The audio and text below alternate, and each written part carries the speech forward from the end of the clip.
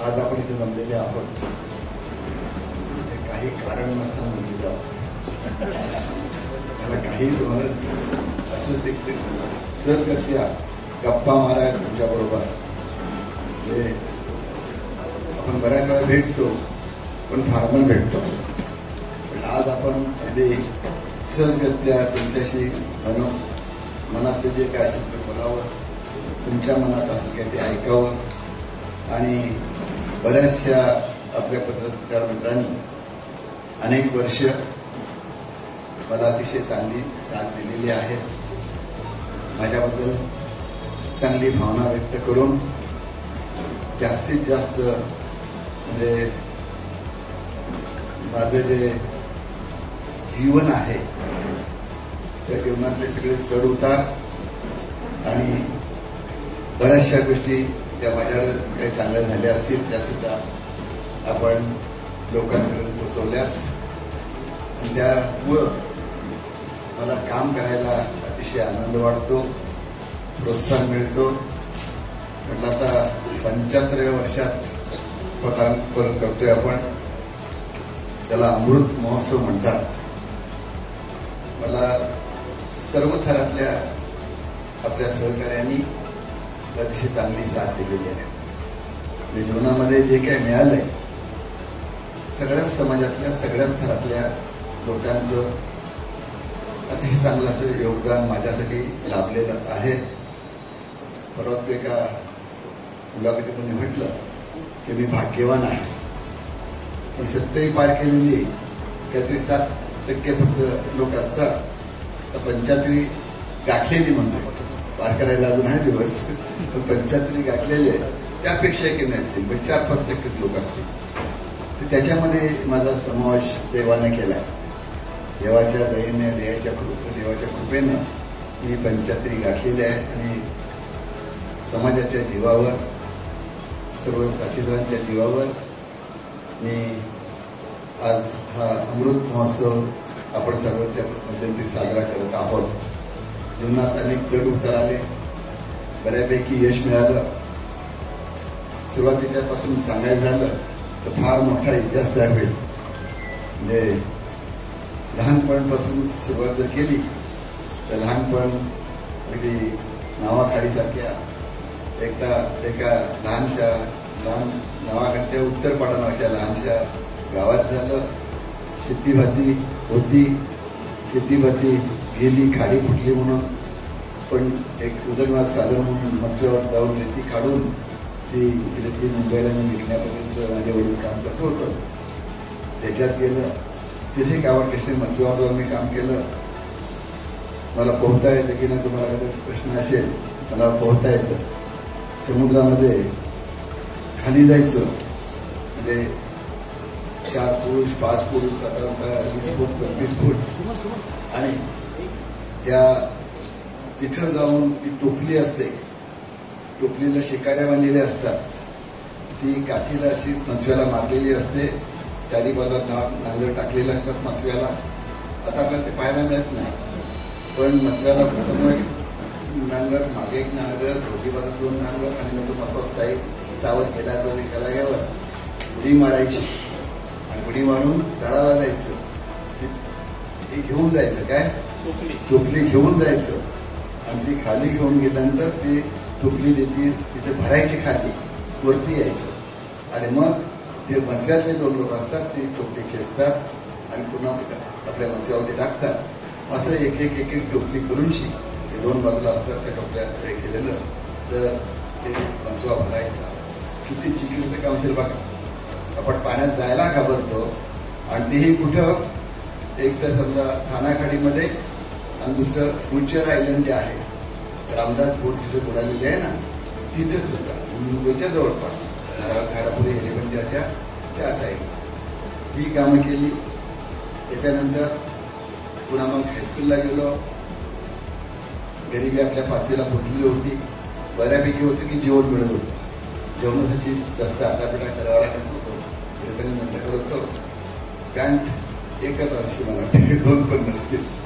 आणि मग सुट्टीच्या दिवशी रविवारच्या वेळेला वडिलांचा लंगोटी जी असते रुमाल, मच्छीवर फळ्यांचा असतो बघा, तो नेसायचा आपण आणि पॅन्ट धुवायला कोकणच्या तळ्यावर जायचं. 51 सालचा माझा जन्म नशिबाने. स्वातंत्र्य मिळालं, प्रजासत्ताक भारत झाला 26 जानेवारी 51ला, बरोबर आहे. आणि त्याच्यानंतर 2 जून 51ला माझा जन्म झाला. म्हणजे त्यानंतर नशिबाने आहे. मग त्याच्यातून साधारणतः 51 पासून ते प्रवास करताना 63 साली नावाखाली तिथं राहणं आवश्यक झालं. शिवाजीनगर आलो. भगवानमध्ये एक शिवाजीनगर नवीन वसाहत असवली 63-64 साली. 7वी गव्हाणला झालं. 8वी ते 11वी ND पाटील करबीरांची संस्था जी आहे ती अण्णांची संस्था. देवा पाटील साहेब, दत्तूषित पाटील, जनार्दन भगत, ND पाटील यांच्या आशीर्वादी हायस्कूल आलं. 4 वर्षे काढली. तिथे जाता येणार नाही कारण खूप लांबचा प्रवास येतो, जीवनाचा प्रवास. आणि त्याच्यानंतर सातारा काढलं. सातारला काही दिवस लेबर स्कीममध्ये काम केलं. हॉस्टेलला राहिलो. फार छान. तुमच्यासारखेच सर्व मित्रमैत्रीण मिळाली तिथं. एका रूममध्ये 10 लोक राहत होतो. बॅग कुशाला असायची, झोपायचं आपलं. तिथं आम्ही शिक्षण घेतलं 4 वर्ष. पण सर्व जाती धर्म सर्व भेदभाव विसरून एका याच्यामध्ये ताट घ्यायचं. जेवायचं वेळ झालं की ताट वाजवत जायचं, मेसमध्ये जायचं आणि मग तिथं मिळेल ते खायचं. तिथलं जेवण फार मजेशीर होतं. म्हणजे बाजरीची भाकरी असायची आणि दाल नावाला म्हणायला दाल होती. आतमध्ये उडी मारली तरी दाल लागत नव्हती वाटीमध्ये. तर अशा प्रकारचं ते जेवण होतं. आणि कधीतरी एखादा वाटपे असतो ना, तो आपल्याला सरफेस द्यायचा. म्हणजे तेल आणि हे असतं ना, तेल आणि मसाला ते दिलं की अगदी हां म्हणजे त्याला जास्त हे सरफेस दिला असं म्हणायचे. तर तशा ते असायचं. रविवारी आम्हाला मात्र चपाती मिळायची. मग फार आनंद व्हायचा. ह्या पद्धतीचं शिक्षण तिथे घेतलं. BA झालो, BEd झालो, शिक्षक झालो विद्यापीठावर. परत नंतर परत पाहिलं 342 पगार होता महिन्याला. पण त्याच्यानंतर मग वाशीला गेलो. तिथे 442 झाला. 100 रुपये वाढले. वाशी न्यू बॉम्बे. ज्यावेळी वाशीला गेलो 74मध्ये, तर त्या 74मध्ये वाशीला गेल्यावर तिथं खरं म्हणजे वाशी नगर नव्हतंच झालेलं. त्या बिल्डिंग अशा एकावर एक हे ठेवून करायला चाललं होतं. काही बिल्डिंग झाल्या होत्या. त्याच्यामध्ये E40मध्ये मला शिकोकडनं फ्लॅट मिळाला. माचीस आणायला सुद्धा आम्हाला वाशी गावात जायला लागायचं. म्हणजे आज वाशी नगर फार मोठं आहे. इतकं मोठं वाशी नाही. सेक्टर 1, 2, 3, 4 भरपूर झालं. मी ज्या सेक्टरला राहतो तो सेक्टर 1 अशी इंडिया पण करतो ना, तर तिथे सेक्टर 1 E40 राहायला लागलो. आणि पिठाची चक्की वाशीला, माचीस आणायला वाशीला. म्हणजे दुकान बिकान काही नव्हतं. असेच एक 4-6 बिल्डिंग तयार झाल्या होत्या. तिथं तुमच्यासारख्याच एक पत्रकार मित्र जसे आहेत तसं मलाही त्यावेळेला मस्त वाटायचं काहीतरी लिखाण करायला वगैरे. आता स्पेशल सब्जेक्ट जो होता तो मराठी. BAचा विषय होता मराठी. तुम्ही छान बातम्या लिहिता ना, तसं मी पण आपल्याला त्यावेळेला काहीतरी थोडं बहुत लिखाण करत होतो. आणि त्यावेळेला सातारला असताना कॉलेजमध्ये शिवविजय नावाचा आमचा अंक निघायचा. त्यामध्ये मी म्हणजे एक लेख लिहिला प्रवास वर्णन. प्रतापगडच्या वाटेवर इथून जाताना आम्ही आपल्या याच्याकडनं पोलादपूरकडनं जायचो. मस्त लांबून प्रतापगडून दिसायचा. प्रतापगडच्या वाटेवर प्रवास वर्णन. बघा मला पण काय थोडं लिखाण येत होतं त्यावेळेला. तुम्ही चांगले लिहिता.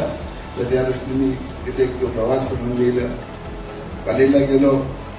नंतर वडिलांची थोडी मनी ऑर्डर यायला लागली. त्या काळात मनी ऑर्डर होते. म्हणजे मला वडिलांच्याकडनं 20-25 रुपये यायचे. रुपये हजार नाहीत, रुपये यायचे. काकाकडनं 10-15 रुपये यायचे. पण माझ्या खिशात 4 आठाणे असायचे. 4 आठ्याची भजी मिळायची. 10 पैशाचा चहा मिळायचा. कॅन्टीनमध्ये गेलो. माझी मनी ऑर्डर आली की आम्ही आमच्या मित्रांना पार्टी देत होतो चहाची आणि भजीची. म्हणजे त्याच्यामुळे हे लहानपणाचं जीवन पाहायला गेलं तसं. मग त्यावेळेला माझ्या खिशात पैसे आले की मी असं संपूर्ण मोकळं व्हायचो. मग मी ललित लेख लिहिला. त्या ललित लेखाचं नाव होतं भीड भिकेची बहीण. आपण भीड ठेवतो ना, ती भीड ही भिकेची बहीण. अशा प्रकारे थोडंसं तुमच्यासारखंच मला वेळ होतं. पण ते काय झालं, शिक्षक होतो तिथपर्यंत सगळं जमलं. पण त्याच्यानंतर मात्र मला उद्योगात जायची संधी मिळाली. नावाखाली तर चिखलाचा बांध बांधत त्या सुरुवात झाली. मग शिडकोला इकडे फार विरोध होता.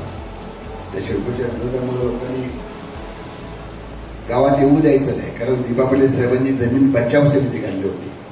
नंतर त्या जमीन बचाव समितीचं पुनर्वसन समिती रूपांतर झालं. पुनर्वसन करायचं ही पुनर्वसन समिती, पण पूर्वी त्याच्यामध्ये होतं जमीन बचाव, द्यायचीच नाही जमीन, वाचवायची आपली असं आहे ते. तर त्या दृष्टीने मला सांगितलं तुमच्या गावात आले. आम्हालाही खाडीचा बंधारामध्ये सवय होती, अनुभव होता. त्याच्यामुळे मी गेलो. 10,000 रुपयाचं काम घेतलं, 10,000 रुपयाचं कॉस्टिंग आणि जे मटेरियल काम तसंच दिलं. आणि पार्टिशेट होते, ब्लू स्टार जे कंपनी आहे ती, त्यांना 10,000-12,000चं काम असतं. जेव्हा मी पहिले 3 कॉन्ट्रॅक्टर पनवेल उरण तालुक्यात त्या भागामध्ये 10,000चं काम घेतलं. आई वडिलांचे दागिने घेतले, गंठण, बोरमा, गळ्यातली चेन वगैरे, अंगठ्या, रतनचे बाकी आपले पनवेला पेढी, तिथे गहाण ठेवले.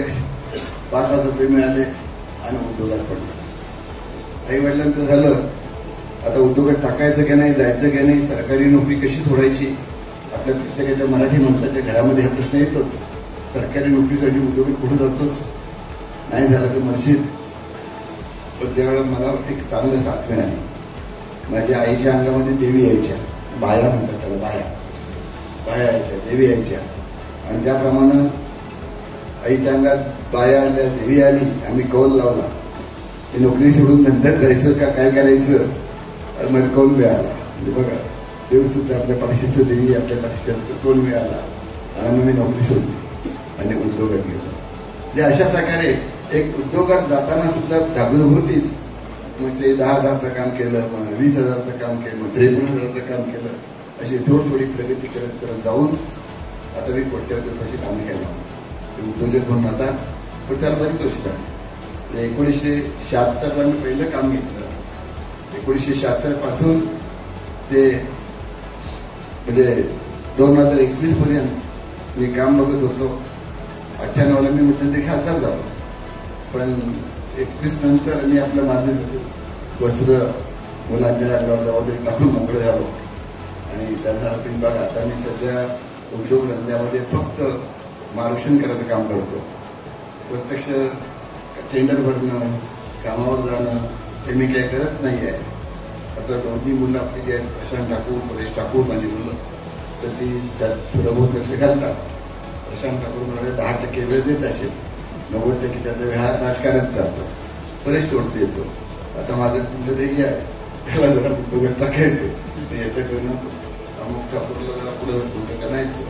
अमुक ठाकूर माझा प्रशांतचा मुलगा नातू, परेशचा मुलगा आणखी दुसरा आहे, आदेशपर्यंत मोठा झाला आहे, 5,000 पूर्ण होईल. लंडनला जाऊन म्हणजे BCom पदवी घेऊन आला आहे. तर त्यामुळे थोडं म्हणलं त्याला अकाउंट बिकाउंट होऊ द्या जरा, धंद्याचं बघतोय जरासा. म्हणजे अशा पद्धतीनं उद्योगात रमलो. अचानक संधी आली, लोकांनी सांगितलं नाही तुम्ही खासदारकी उभे राहा. खरं खासदारकी उभं राहायचं म्हणजे सरपंच नव्हतं झालो, ग्रामपर्यंत सदस्य नाही, नगरपालिकेत नाही, कुठं नाही. आणि 1989 साली दिपा पाटील साहेब आपले आमच्यासोबतचे नेते, तुमचे नेते, ते 89ला खासदारकीला हारले, निवडणूक हारले. 89ला दुसरी निवडणूक 91ला परत लागली. पुन्हा आमचे विरोधी पक्ष नेते असलेले दत्ता पाटील ते उभे राहिले, तेही हारले. 96ला 5 वर्षांनी पुन्हा निवडणूक लागली, पुन्हा दत्ता पाटील उभे राहिले, पुन्हा ते हारले. त्या 3 वेळा शेतकरी कामगार पक्षाचा हा सलग 3 वेळा पराभवाची हॅट्रिक झाली, पराभव झाला. पण नंतर 2 वर्षांनी परत निवडणूक लागली. मग बघायला लागले वेगळं उपाय कुणा उभं कर, कुणाकडचं कोण राहायला तयार नव्हते. खरं तर त्यावेळेला विवेक पाटील इकडे आमदार होते, 2 वेळा झाले मला वाटतं, या 95 झाले ते आमदार, ते म्हणजे पहिलीच राहिले. त्याच्यानंतर मोहन पाटील त्यावेळेला म्हणजे 98ची निवडणूक म्हणतोय, तर त्यावेळेला ते मंत्री पण हे झाले होते. आणि त्याच्यानंतर कोणी मीनाक्षी पाटील मंत्री होत्या, पण कोणी खासदारकी बरोबर राहत नव्हतं. म्हणजे रामशेठ मला शेठ बोललो होतो, मला तिथून मी शेठ झालो होतो. सुरुवातीचं राम ठाकूर बोलतोपर्यंत शेठ झालो होतो. आणि त्याच्यानंतर तुम्ही जा दिल्लीला म्हणे, नाहीतरी अंतुले जाऊन काय करतो, झोपाच काढतोय. सॉरी म्हणजे त्यांच्याबद्दल इतकं आता मला बोलायला नको, नंतर मी माझे ते झाले. पण त्यावेळी एक त्यांच्याबद्दलचं एक साधारण समाजामध्ये होतं की अंतुले हे बाकीच्या लोकांना भेटत नव्हते. घरी कुणी गेलं तर त्यांच्या घरातल्या माणसांचा साब हाही नाही, ते शब्द कसं होतं, साब हाही नाही अशा प्रकारचं, म्हणजे असून सुद्धा नाही म्हणून ऐकायला मिळत होतं. मला वाटतं मी खासदार झालं बदललं ते चित्र जे आहे ना, दिवस रात्र सकाळी 6 वाजल्यापासून ते रात्री 10-11 पर्यंत साधारणतः आपल्याला लोकांच्या कामावर धावतो पळतो. पण अंतुले साहेबांचं पुढे राहायला तयार नव्हता. ते 89, 91, 96 3 वेळा खासदार झाले होते.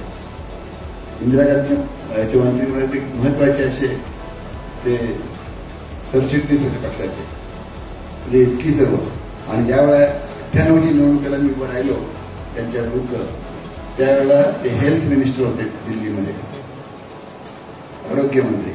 आता अशा इतक्या मोठ्या माणसाच्या विरुद्ध उभं राहायचं म्हटलं, त्याला आता भरपूर दगड मातीचा धंदा बरीच वर्ष केला. 76 ते 98 त्यावेळेला 22 वर्ष झाली. म्हटलं आता जाऊया, आपलं नाव तरी भिंतीवर राहील, पडलो तर पडलो, लोकसभेचे उमेदवार नाव तर राहील ना, पण देवाची कृपा निवडून आला. म्हणजे अशा प्रकारे आयुष्यामध्ये आपलं हेतू चांगला असला, आपलं लक्ष जर सुंदर असलं, चांगलं असलं, आणि काम करताना पण दुसऱ्याला शक्यतो त्रास न देता चांगली कामं करत जावी, जितकं उपयोगी पडतंय लोकांच्या तितकं उपयोगी पडावं असं हे असलं तर बघा, गरीब शिक्षण होऊन आलं होतं, हायस्कूलही झालं नसलं, पण हायस्कूल झालं, कॉलेज झालं, नंतर शिक्षक लागलो, परत नंतर उद्योजक झालो, आणि ही संधी खासदारकीची आली आणि देवाच्या कृपेनं मी खासदारकी झालो. म्हणजे अशा प्रत्येकाच्या आयुष्यात या स्टेप येत असतात. प्रत्येकाला आपल्याला झगडत लागतं.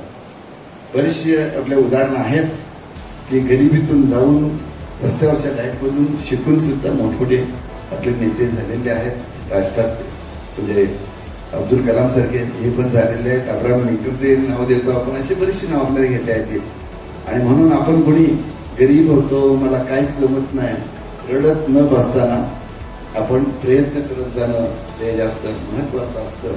आणि त्याच्याबरोबर जितकं जमेल तितकं आपलं करता करता इतरांना मदत करावी, ही जर भूमिका घेतली तर आपण जीवनात यशस्वी होतो.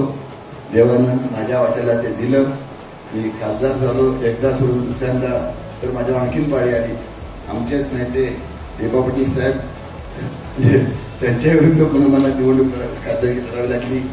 तिथे लोकांनी लहानशा पोराला, म्हणजे मी लहान मुलगा त्यांच्यासमोर करायला होता, तर मला जिंकवलं आणि पाटील साहेब सुद्धा ते झालं. मग नंतर मात्र मी ठरवलं, म्हटलं दिल्लीची हवा म्हणजे हवा नुसती खराब नव्हती, पण तिथं आपलं फक्त इतकं मोठं सभागृह, इतके 543-45 खासदार लोकसभेतले सर्व देशातले हे चालायचे. आणि त्याचा जो मोठा पक्ष असेल तर त्याला आपली मतं मांडायला जागा असते, वेळ मिळतो. ज्याची जास्त खासदार त्याचे जास्त वेळ, सत्ताधारी पक्षाचे किंवा मुख्य विरोधी पक्षाचे असेल त्याचे, ते त्यांना जास्त वेळ. आणि आपला अपक्षच मोजले येतो, तसे का पक्ष पण अपक्षच मोजले जात होतो. त्यामुळे विशेष काही नाही. तर ज्यावेळेस संधी मिळाली त्यावेळेला रेल्वेचे असतील, अर्धकोर असेल, ते विषय मांडले. बऱ्याच वेळा आम्हाला मग प्रश्नोत्तराच्या तासात ती संधी मिळत होती, कधी आपल्या शून्य प्रहारामध्ये त्यावेळेस संधी मिळत होती. पण विशेष असं त्याच्यामध्ये जास्त संधी नव्हती. पण त्यातून सुद्धा खासदारकी म्हणून चांगलं काम केल्यावर सुद्धा वाटायला लागलं की इथं आता काही गोष्टी ज्या होत आहेत, वादळ आलं, मच्छीमारांच्या होड्या उडाल्या, हे झालं त्याच्यातून. पण आपण आपलं बोलतोय भांडतोय हे व्हायला पाहिजे, ते व्हायला पाहिजे. पण तिथं एका खासदारचं चालत नाही, 2-4 पण नाही चालत. तिथं ज्यांचे 10-20 खासदार आहेत ते त्यांना जरा थोडंसं चांगलं हे असतं. आणि आमचा पक्ष तर शेतकरी कामगार पक्ष, एक होतं एक खासदार. म्हटलं आता हे काही करण्यापेक्षा आपल्याला शाळा कॉलेजकडे पण लक्ष देऊया. तोपर्यंत थोडीशी मी शाळा कॉलेज सुरू केलं होते. आता शिक्षण क्षेत्रामध्ये मला जमिनीत काम केलंय. आपल्याला कल्पना आहे एक शिक्षण संस्थेत भरपूर काम केलं. मला आनंद आहे की आपण काम केल्यानंतर हे मोठे मोठे लोक जे आहेत ते सुद्धा आपल्याला शाबासकी देतात.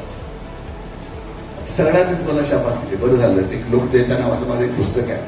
तुम्ही वाचलं असेल, नसेल वाचलं, हातात नसेल आले तर अजून तुम्ही घेऊ शकता. त्याच्यामध्ये अगदी गडकरी साहेब, शरद पवार साहेब, म्हणजे सर्वांच्या, अंतुले साहेबांची सुद्धा फ्लॅगपॅक आहे, विलासरावांची चांगले आहेत. म्हणजे अशा सर्व पक्षातल्या लोकांनी सुद्धा आपल्यावरती चांगले असे रिमार्क दिले. म्हणली ती शाबासकीची थाप दिलेली आहे. आपल्या वागण्याची, बोलण्याची, कामाचं त्यांनी कौतुक केलं. आणि त्याच्यामुळं मला जीवनात खऱ्या अर्थानं मी भाग्यवान आहे, यशस्वी झालो असं मला वाटतं. म्हणजे त्या मनानं बघायला गेलो, यशस्वी झालो की नाही मला माहीत नाही, पण मला तरी वाटते, कॉन्फिडन्स आहे की जे काही आयुष्यात करायचं होतं, काय करायचं होतं, ज्यावेळी मी शाळा कॉलेज शिकलो, मी BA झालो, B.Ed झालो. आणि मग मला काय वाटलं होतं, आपला पनवेल तालुका आहे, आता तालुक्यामध्ये मेन नेते कोण, देवा पाटील साहेब, दुसरे कोण दत्तू शेठ आणि आपल्या भगत साहेब, तिसरे कोण तिकडे उरला वाजेकर शेठ. म्हटलं आपल्या तालुक्यात आपण या तिघा चौघांच्या बरोबर ती संधी मिळाली पाहिजे. त्या तालुक्यातला तिसरा चौथा नंबर असावा ही आपली फार फार अपेक्षा. आपली म्हणजे मोठी काही अपेक्षा नव्हतीच आपली, पण खासदार म्हणजे अख्ख्या जिल्ह्यातला एक नंबर म्हणूया आपण. सर्व जनतेतून निवडून आलेला तो खासदार असतो ना, म्हणजे प्रथम नागरिक ज्याला म्हणता येईल अशा तसं म्हणतात. ती संधी मिळाली आपल्याला, एकदा सोडून दोनदा मिळाली. आणि त्याच्यानंतर मग असंच काम करता करता प्रत्येकाची शाबासकीची थाप आपल्या पाठीवर पडायला लागली. आणि त्याच्यातून आणखी रूट पुढे गेला. आणि त्याच्यामुळं लोकसभेतून निवृत्त झालो, राजकारणातून निवडणुकीच्या राजकारणातून निवृत्त झालो. पण बाकी कामामध्ये मात्र शिक्षण क्षेत्रामध्ये विशेष करून समाज सेवा शिक्षणामध्ये आपलं हे काम अविरत चालू ठेवलं. आणि जीवनाच्या शेवटच्या क्षणापर्यंत ते चालू मी ठेवणार आहे. तर त्याचाच मला आनंद मिळतो. म्हणजे कामामध्ये असलो की मला ताण भूक हरपली म्हणतो ना, तसं ताण भूक हरपली जाते. काही अजिबात कसली आठवण येत नाही. आणि त्याच्यामध्ये मग कधी वेळ गेला हेही समजत नाही. हे मलाच नाही, सर्वांच असं असतं. पण कामामध्ये इंटरेस्ट घेतला तसं असतं. त्याच्यामुळे आपण कामामध्ये इंटरेस्ट घेतलं तसं मिळतं. मला ते समाधान मिळतंय. म्हणजे अशा प्रकारे आज सुद्धा 75 मी गाठली. आता 75 पुढं काय प्रवास आहे ते देवालाच माहीत. पुढं आहे नाही, कुठे थांबते गाडी, अचानक थांबते. खरं तर अचानक थांबलेलीच बरं वाटेल. मी कुठे अंथरुणात पडून राहण्यापेक्षा अचानक पुढे गाडी थांबली तर उलट त्याला फार चांगलं असतं. हसत खेळत जाणं, काय वरती सुद्धा देवाकडे जातात हसत खेळत जाणं. तर अशा प्रकारे कधी सांगता येत ना, पण तोपर्यंत जमेल तितकं आपण काम करत जायचं. लोकांच्या करता समाजाकरता कार्य करायचं. आणि कशा प्रकारचं काम का आहे त्याचं जजमेंट तुम्हीच देऊ शकता.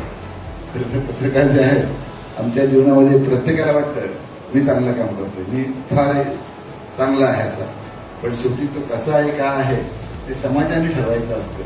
आणि समाजामधला तुमचा पत्रकारांचा जो वर्ग आहे तो वर्ग खऱ्या अर्थानं अनेक वेळा विविध ठिकाणी विविध बाजूनं बघत असतो, ठरवत असतो. तर त्याच्यामुळं आयुष्यात मला वाटतंय अजूनही जितकं जमेल तितकं काम करावं.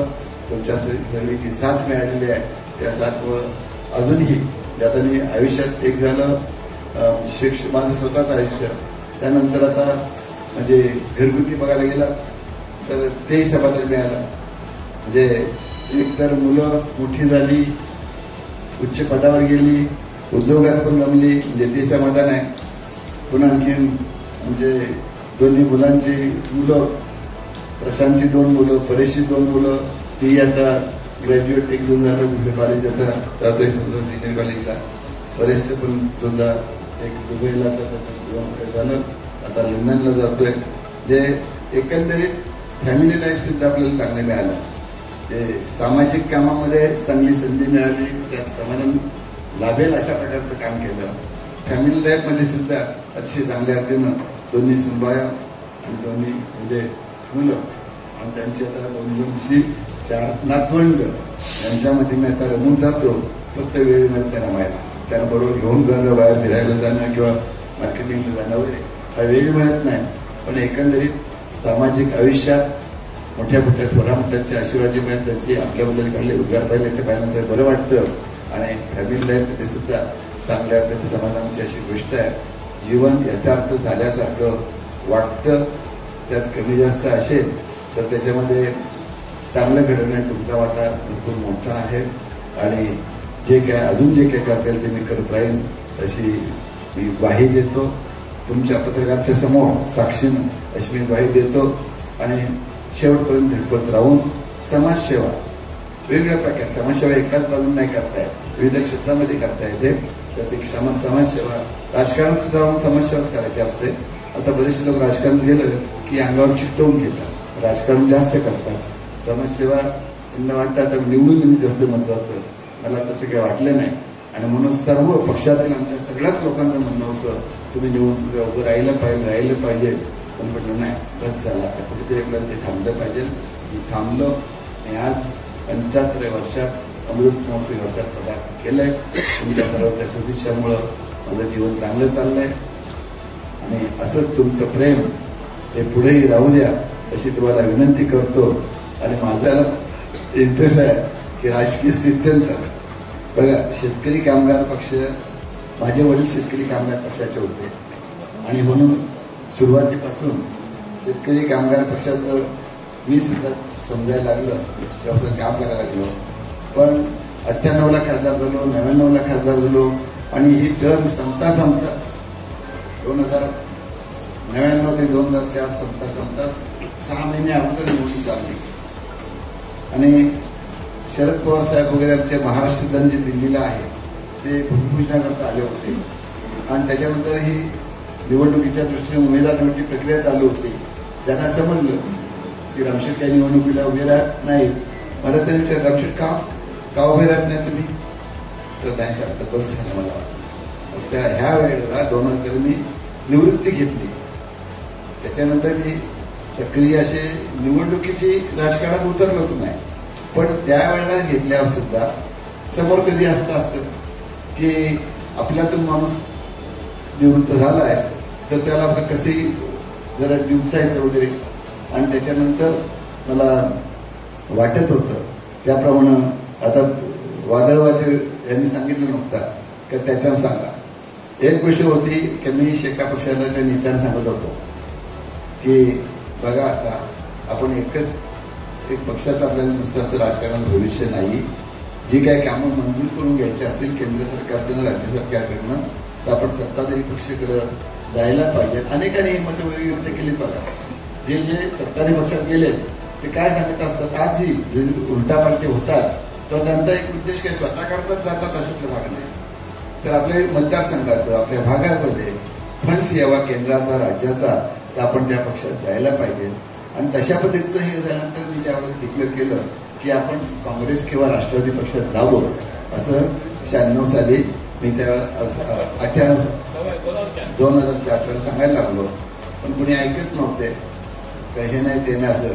म्हणून मी आपलं एका दिवशी विजय कडूला वादळवाराला बोलवलं आणि मी तसं सांगितलं, विजयजी मी सांगितलं तू देखली का शेका पक्ष आता काँग्रेस किंवा राष्ट्रवादीत विलीन करावं. दुसऱ्या वर्षी यांनी बातमी छापली, ती आली आणि हाहाकार झाला. प्रत्येक जण भांडत आले. याला बोलवलं वाटतं मला, विजयला बोलवलं. विजय तू आता शेठचं मार खाणार. मी पक्ष सोडणार काय बोललो तू आता शेठचं मार खाणार. बघ तू काय लिहिलंस, काय झालंय. नाही म्हणे शेठनंच बोलून मला सांगितलंय. म्हणजे आणि मी सांगितलं होतं मी नाही कशाला म्हणून. मी म्हटलं माझ्याकडे आले सगळे. जयंत म्हात्रे स्वतः 27 नगरसेवक होऊन आला. शेका पक्षाचे आमचे 27 नगरसेवक होते. जयंत म्हात्रे नगराध्यक्ष होते. त्याच्यामुळं ते सगळे नगरसेवक होऊन आला. विवेक पाटील, दत्तू शेठ तेही आले. त्यांनी सांगितलं. म्हटलं नाही आता मला एक गोष्ट अशी आहे की आपल्याला काय वाटत नाही की शेकापक्षात कोण राजकारण चालू करावं म्हणून. तर मी गप्प बसतो. पण गप्प बसायच्या ऐवजी थोडं आमची चर्चा झाली. मार्केटला 2-3 मिटिंग झाल्या, माझ्या घरी झाल्या. आणि मग शेवटी एक मिटिंग घेतली मार्केटला. दत्तू शेठ, विवेक पाटील सगळेच होते. आणि तिथं मग मी म्हटलं नाही आता मला नाही बाबा शेका पक्षात राजकारण करावं असं वाटत नाही आहे.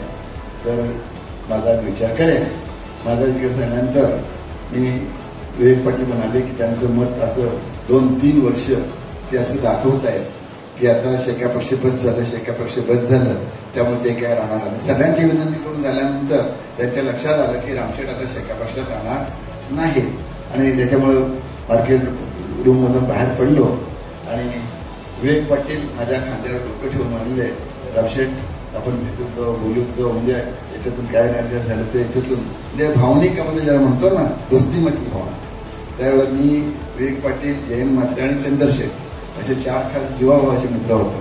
म्हणजे कुठेही साधारणतः प्रत्येक गोष्टीमध्ये 4 लोक होतो. तर मी आपला तिथून बाहेर पडलो आणि त्यावेळेला तिथून बाहेर आलो. पण दुसऱ्या दिवशी ताबडतोब चर्चा सुरू झाली माझ्या विरुद्ध. म्हटलं 2 दिवस 3 दिवस गेल्यानंतर आणखी जास्त सांगायला लागली चर्चा. पण मी त्यावेळेला त्यांना सांगितलं पक्षाचं काय, आपल्या ऑफिसचं काय करायचं. तर ऑफिस मी घेतलेलं आहे, माझं ऑफिस आहे, पण शेका पक्षाचं ऑफिस आहे त्यात मी सोडून दिलं, हे तुम्हाला देऊन टाकलं. त्यावेळेला असं नाही काय केलं त्यात. त्यांनी आता तुम्ही कर्नाला बँक आहे, आणखी कर्नाला स्पोर्ट्स कॉम्प्लेक्स आहे, मग त्याचा ते Karnala bank, Karnala sports complex त्याचं काय म्हटलं ते तुम्ही बघताय, तुम्ही बघा. त्याचा ते बोलत होते JBC संस्था, ज्ञानाभूषण संस्था ती स्थापन केली, ते तुम्ही बघताय, तुम्ही बघा. ज्या पद्धतीने आमची वाटणी अगदी घरगुती जे वाटणी असते ना आपल्या वडील प्रॉपर्टीची, ती प्रॉपर्टीची वाटणी केल्यासारखं झालं. म्हणजे तुम्ही जो निर्णय येता किंवा काय शिवीगाळ न करताना मग कर्नाला स्पोर्ट्स त्यांनी बघावं, कर्नाला बँक त्यांनी बघावं, ज्ञानाभूषण संस्था तुम्ही पाहावं, अशा प्रकारचं ठरवून अगदी वाटणी करून बाहेर पडलो.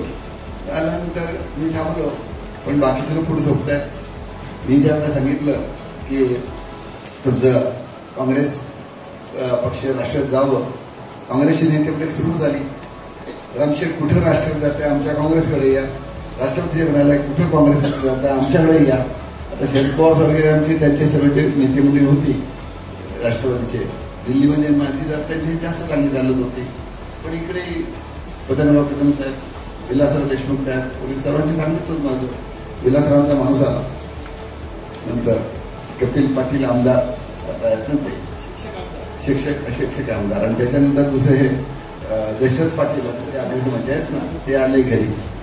रामशेठ आता सरळ या ना, राष्ट्रवादी यायचं म्हणजे उलटं खायचं म्हणता येते. कारण राष्ट्रवादी म्हणजे पुन्हा शेवटी काँग्रेसचाच भाग ना साधारणतः. सरळच या, पतंगावांचा कोणाला सगळ्यांच चालले, तटकऱ्यांचं आलं, रवी पाटलांचं आलं, अंतुलेंचंही त्यात रवी पाटलांच्या थ्रू आलं. आणि मग आम्ही काँग्रेसमध्ये प्रवेश केला. विलासराव आले, प्रभाताई आली, मला मान सन्मान काँग्रेसमध्ये पण खूप दिला. आणि ओबीसी महाराष्ट्राचा ओबीसीचा चेअरमन होता त्यांनी मला. महाराष्ट्राचा म्हणजे ओबीसी समाज हा आपल्या महाराष्ट्रामध्ये सगळ्यात मोठा समाज आहे, आणि त्याच्यातून त्यांचा पक्ष मला म्हणलं काँग्रेस पक्षामध्ये त्यांनी सहखजिंदा, पतंगराव कदम एक खजिनदार आणि मला सहखजिनदार तिथे बनवलं. पक्षाच्या सगळ्या लोकांचं आपल्याला मान सन्मान मिळाला. पण शेवटचं काय झालं, आम्हाला आता 2004चं सांगितलं ना, तर आता पुढे पण आम्हाला सांगायला लागेल. काँग्रेसचं 14 10 वर्ष मी काँग्रेसमध्ये राहिलो, चांगलं मान दिलं, सन्मान दिलं. नगराध्यक्ष प्रशांत झाला 2006ला. 4ला आम्ही हे केल्यानंतर मग निवडणूक लागली. आता काँग्रेस राष्ट्रवादी युती झाली. कुणाला उभं करायचं नगराशाला, कुणी म्हणजे हेच नाही, म्हणजे रामशेठ तुम्हालाच काही करावं लागेल उमेदवारी काहीतरी. मग प्रशांत तयार नव्हता. लोक मला राजकारणाचा वगैरे धंदा बघतो, पण म्हटलं नाही आता तू नाही राहिला असतं. लोक म्हणतील की याने काहीतरी जाणीवपूर्वक काहीतरी केलं असायच्या प्रकारचं. आणि मग त्याला 2006ला उभा केला, तो निवडून आला. जास्त नगरसेवक निवडून आले. सुरुवातीला जयंत म्हात्रे हे ऑल ओव्हर पूर्ण शहरातून झालेल्या मतदान निवडून आले होते. नंतर ज्यावेळेला निवडणूक झाली 2007ची नगरपालिकेची, ती नगरसेवकाही झाली. नगराध्यक्ष त्यावेळेला सर्वातून नगरचा नाईक होतं. आणि 33 नंबर वार्डात जयंत म्हात्रे पण राहतो आणि मी पण राहतो. मग जयंत म्हात्रे विरुद्ध प्रशांत ठाकूर अशी लढाई झाली. आणि प्रशांत ठाकूर पण चांगल्या मताने निवडून आले. प्रशांत निवडून आल्यानंतर ताबडतोब त्याला नगराध्यक्ष बनवून चाललं. जे काँग्रेसने त्यांनी साथ दिली. आणि विलासरावांचा माझा एकदम चांगलंच होतं. आणि विलासरावांनी मग ज्यावेळेला मी सांगितलं टोल नाक्याच्या वेळेला, ज्या वेळेला नाही ब्रिजचा विषय तापला नव्हता, ब्रिजचा नंतरचा. यावेळेला टोल नाका जो खारघरचा टोल नाका जो आहे त्याच्या टोल नाकावर टोल लागत होतं. आपण एक हे सुरू केलं की आम्हाला काँग्रेसमध्ये मी आहे, सर्वांनी काँग्रेसच्या नेत्यांनी सांगितलं पृथ्वीराज चव्हाणांना की जरा रामशेठ म्हणतात ते करा. जर निवडणुकीचं वाढत होतं आणि त्या वाऱ्यामध्ये सर्वांचं म्हणणं होतं की काँग्रेस सत्तेवर येईल नाही येईल, पण त्या दृष्टीनं पनवेलची सीट ही रामशेठ प्रशांत ठाकूर जर असतील ते 100% येईल. आणि मी त्यावेळेला जाहीर केलं की जर 1 महिन्यात हा प्रश्न सुटला नाही तर मला पक्ष सोडावा लागेल. त्यासाठी टोलनाक्यावर एक आंदोलन केलं. टोलनाक्यावर तिथं आम्ही आंदोलन सुरू केलं. DCP आले, पोलीस आले. मला त्यांनी साहेब चला ना, आता भरपूर झालं ते, आता तुम्हाला गाड्यांची लाईन ही पुलापर्यंत गेली. म्हटलं पुलांपर्यंत नाही, ही लाईन जी आहे ना ही वर्षापर्यंत जायला पाहिजे आहे. तरी मला काय हरकत नाही, पण आम्ही इथून आता टोल मात्र जाणार नाही. मग आपल्या पृथ्वीराज चव्हाणांच्याकडनं फोन आला. त्यांनी तिथून फोन केला की उद्या सकाळी आपल्या सह्याद्रीवरती या बोलणी करायला. आणि मग आम्ही त्यावेळेस स्थगित केली. त्यातून इकडं आलो. 1 महिन्याची मुदत दिली होती. 1 महिन्यात ते नव्हतंय. आपले बाळासाहेब थोडा पनवेल आले होते, भूमिपूजन होतं. ते तहसीलदार ऑफिस वगैरे आहे ना, आपल्या पोलीस स्टेशनच्या जवळची बिल्डिंग आहे तिथं. तर त्यावेळेस ते आले होते. त्यांनी मिटिंग घेतली. सांगितलं रामशेठ तुम्हाला काँग्रेस सोडायची पाळी आम्ही तुमच्यावर येऊन देणार नाही. म्हटलं ठीक आहे, माझे काही तसं काही पण नाही. पण शेवटी ते काही झालं नाही. आचारसंहिता लागली. मग आम्ही जाऊन सभापतीकडे डायरेक्ट राज्यमंत्रीला प्रशांत ठाकूरचा आणि 2009ला काँग्रेसमधून प्रश्न आमदार झाला. तर तोही प्रश्न मिटला. 2014ला त्याबद्दल फडणवीस साहेबांकडे गेलो. विनोद तावडे होते आणि मुनगंटीवार होते. त्यांनी ह्याच्यात होते कुठं आपल्या रंगशातामध्ये. आम्ही भेटायला तिथे गेलो बांद्राच्या रंगशाताला आणि फडणवीस साहेबांनी त्यांना जवळ घेतलं. प्रशांत तुझी जागा इथं आहे, तू तिकडं कुठं होतास? आणि त्यांनी घेतलं. प्रशांतला भाजपमधून तिकीट दिलं. प्रशांत 2013ला भाजपचा आमदार झाला.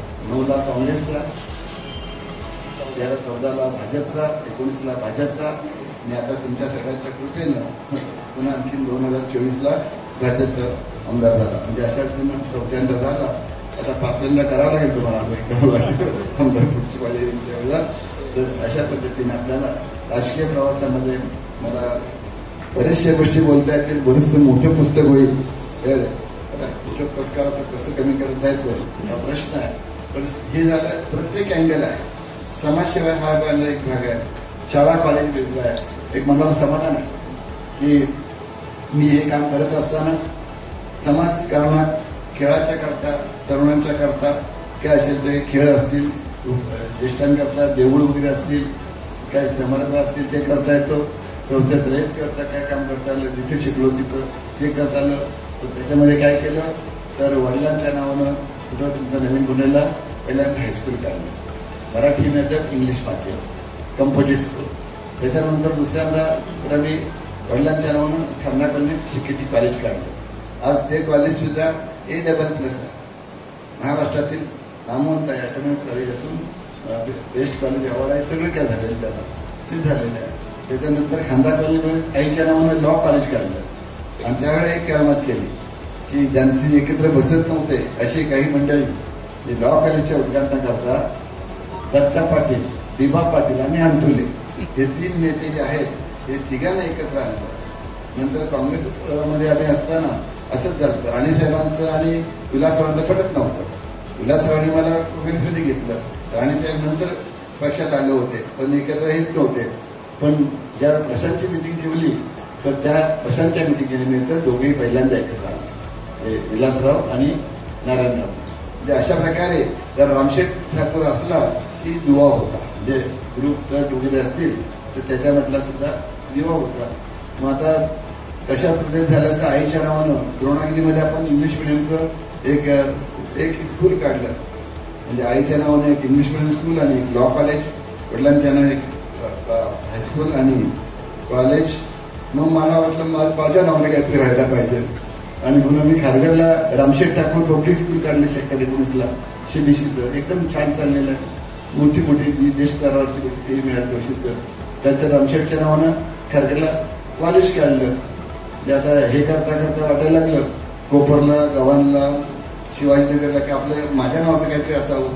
एक स्पोर्ट्स कॉम्प्लेक्स आपलं झालं मोठ्या प्रकारचं 17 एकरमध्ये छान इंटरनॅशनल स्पोर्ट्स आपली झालं.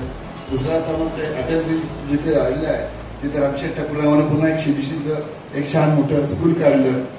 आयुष्यामध्ये समाजसेवेचं काम करताना किंवा देवळांकरता मदत केली, त्यामुळे विद्यालयाने मदत केली.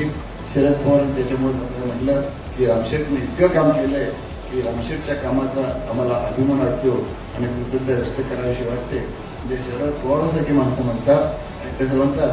आता मला जर माझी कॉलर तशी ताकदच आहे पण मला भुलून केलेलं नाही. जितकं जमेल तितकं जास्तीत जास्त काम करावं अशी माझी अपेक्षा आहे आणि त्या दृष्टीने तुमच्या सर्वांच्या सहकार्यानं अजूनही समाजसेवेतली, शिक्षण क्षेत्रातली, आता राजकारणात मला काही करायचं नाही आहे पण शिक्षण क्षेत्रातली, समाजसेवेतली जिथे जिथे संधी मिळेल. आता मी आणखीन एक काम सांगितलं. परवाच मी शिडकोमध्ये गेलो होतो. मी म्हटलं शिडकोकडे लोक गेले की म्हणतात मला रेसिडेन्शियल किंवा कमर्शियल काहीतरी जागा द्या. माझी 94 गुंठ त्या ह्याच्याजवळ जागा आहे, गव्हाण दासे रोडला. तर मी त्यांना सांगितलं की ही 94 गुंठ जागा आहे ना, ही एज्युकेशनल मैदान आणि देऊळ 4000 मीटर देवळाकरता, आपल्या शाळेकरता 4000 मीटर ग्राउंड करता आणि उरलेले 1400 मीटर ही देवळा करता. इथं तुम्ही ते आरक्षण टाका.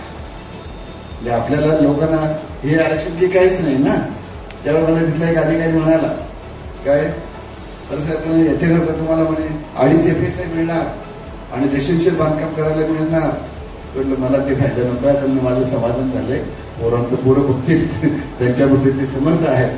तर त्या दृष्टीनं मला अजून काय करता आलं तर समाजसेवेमधलं, शिक्षण क्षेत्रातलं, ते देवतांच्या दृष्टी काहीतरी सामाजिक काम, आध्यात्मिक काम करता आलं ते जरूर करावं असं वाटतंय. अजून देवानं अजून काय आयुष्य दिलं, देवाने काय दिली तर ते सुद्धा आपण तुमच्याशी नक्कीच करू असा विश्वास वाटतो. मी माझ्या उत्पन्नातला 20-25% वाटा हा बाकीच्या चांगल्या कामात वापरतो. सर्व वापरत नाही, इतक्या मी थोडा स्वार्थी आहेच.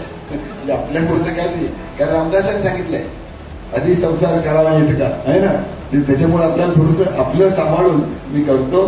पण अप्परपोट्या नाही, जसे ज्याला अप्परपोट्या म्हणतात ना, तर तसंही नाही. अप्परपोटे येईल ते टाकलं पोटात घेतल्या लोकांकडनं आपण वाढवत चाललंय.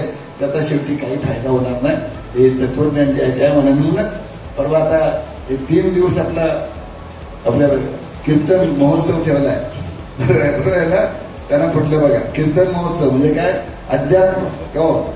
अध्यात्म साधू संतांचा जो उद्देश आहे. आणि माझा सब्जेक्ट कसा होता BA म्हणजे प्राचीन संत वाङ्मयाचा इतिहास. विषय काय होता, प्राचीन संत वाङ्मयाचा इतिहास. ज्ञानेश्वर, तुकाराम, एकनाथ यांनी जे काही सांगितलेलं आहे ते तत्वज्ञान ते माझ्या हृदयात आतमध्ये गेलंय. वरती नुसतं वाचन केलं परीक्षात इतक्या पुरतं नाही. ते माझ्यात झालेले संस्कार आहेत आईवडिलांचे त्याच्यातून तर ते केलेलं आहे. त्याच्यामुळं मला सगळ्या लोकांनी सांभाळून घेतलं. खरंच मी देवाचा आभारी आहे. पहिली गोष्ट मला आईनं बायानंतर कौल दिला. दुसरा एक कौल मला मिळाला जेव्हा मी खासदारकीला उभा राहिलो. निवडणुकीला खासदारकीला तर मला उभं करायला ठरलं. डिसेंबर एंडला साधारणतः ND पाटील आणि सांगितलं रामशेठ नाईक तुम्हाला तिथं बोलावं लागेल. आणि मी ताबडतोब त्या पद्धतीनं पावलं टाकली. 1 जानेवारी नवीन वर्ष येतो. नवीन वर्षाच्या वेळी बॅनर लावले, नवीन वर्षाचे हार्दिक स्वागत म्हणजे याप्रमाणे लावलं. संक्रांत आली, तिरगुळ वाटले. म्हणजे आचारसंहिता सुरू याच्यावर 2 कामं मी केली आहे ना. त्याच्यानंतर त्यावर फार बाटा गेलो. एकविरा आईकडं कौल मागितला. तिने आईने कौल दिला मला. जे बघा देव धर्म सर्व माझ्या मागं ताट बनवलं. आईनं कौल दिला. माझ्या ह्या आईनं स्वतःच्या आईनं दिला आणि एकविरा आईने सुद्धा मला कौल दिला. हे 2 वेळा कौल मला दिला. म्हणजे देवाचा कौल देव सुद्धा देवी सुद्धा माझ्या पाठीची ठामपणा राहिलेल्या. 74 वर्षात लागून गेलंय. बरंच राहिले. जे काय सगळंच काय झालं अशातला भाग नाही. म्हणजे शिक्षण क्षेत्रात मी केलं, मला समाधान आहे. शाळा, कॉलेज, CBSE, लॉ कॉलेज वगैरे सर्व केलं. पण शिक्षण क्षेत्रात केलं, समाजसेवेत केलं. मला वाटते असं क्वचितच एखादा गाव असेल की तिथे माझी काही मदत पोचलेली नाही. शाळेकरता कोणी आले, कॉलेज करता आले, आणखीन कशा करता आले, तर मी फुल ना फुलाची पाकळी काहीतरी त्यांच्याकरता करत असतो. राजकारणात जाऊन तुम्हाला सांगितलं की मी कामं करत गेलो, पण मला खंत राहील त्यावेळेला की शेका पक्षात तुम्ही खासदार झालोय, पण मला ज्या पद्धतीने ते काम करायला पाहिजे आहे त्यात गावाची कामं, तालुक्याची कामं, काय म्हणजे आपल्या भागाची कामं आहेत ती करता येत नाही. आणि आज ही खंत राहिली अशी आहे, आज सुद्धा खंत अशी राहिलेली आहे की इथे प्रकल्प अनेक आले आणि प्रकल्प राष्ट्रीय शिडको आणि या जे आलेले त्या प्रकल्पाने पाहिजे तितकं लक्ष आपल्या प्रकल्पाकडे दिलेलं नाही. म्हणजे ते प्रकल्प खरं बघायला गेलं तर काही मर्यादा असतात प्रत्येकाला. म्हणजे माझ्या आयुष्यात मी काय किती जरी झालो तर त्या मर्यादा आहेत की त्यांच्याकरता बघा स्मशानभूमीकरता आज आपल्याला झगडावं लागतोय. काही लोकांना तुम्ही 5.5 प्लॉट आहेत, 5.5 प्लॉट आहेत, त्याचा जो मिळतोय गरजेपोटली घरांचं एकदा भूमिका झाली. मी स्वतः 2007 साली तेव्हा उल्हासरावने भूमिका मांडली कसं मी घरं वाचली पाहिजे, शिडको करता पाहिजे तर मला पेरीफेरी रोड टाका, बाहेरचं तुम्ही शिडको करा, पण त्या पेरीफेरी रोडच्या आतली जागा जी आहे ती गावाल्यांना विलासरावने आदेश दिला त्यावेळेला काय की ठाणे कलेक्टर, रायगड कलेक्टर या नवी मुंबई क्षेत्रात जावं. ठाणे कलेक्टर बेलापूरसाठी, रायगड केलं पनवेल रोडसाठी, आणि त्याने गावकऱ्यांना किती गावठा काढून पाहिजे ते त्यांनी ठरवावं. म्हणजे हे मी प्रयत्न केले, तिथे संमती मिळाली पण काम पूर्ण नाही झालं. परत पुढे आता फडणवीस साहेबांनी 200 मीटर सांगितलं, 200 मीटर गावठाण विस्तार द्यायचा. आता शिंदे साहेब आले होते त्यांनी 250 मीटर सांगितलं, झालं का? म्हणजे हे जे गावठाण विस्ताराचं असेल किंवा याच्यातलं असेल किंवा हे जे काही प्रोजेक्ट व्हायला पाहिजे आपल्याकरता ते झालेलं नाही. माझ्या डोक्यात ती खंत आहे. म्हणून कधी कधी मी असा रस्त्यावर जर मांडत असतो ना, पाऊस असो किंवा टोल नाक्यावर कसं असतो किंवा करत असतो, अजून पुढे सुद्धा मी भांडणार आहे.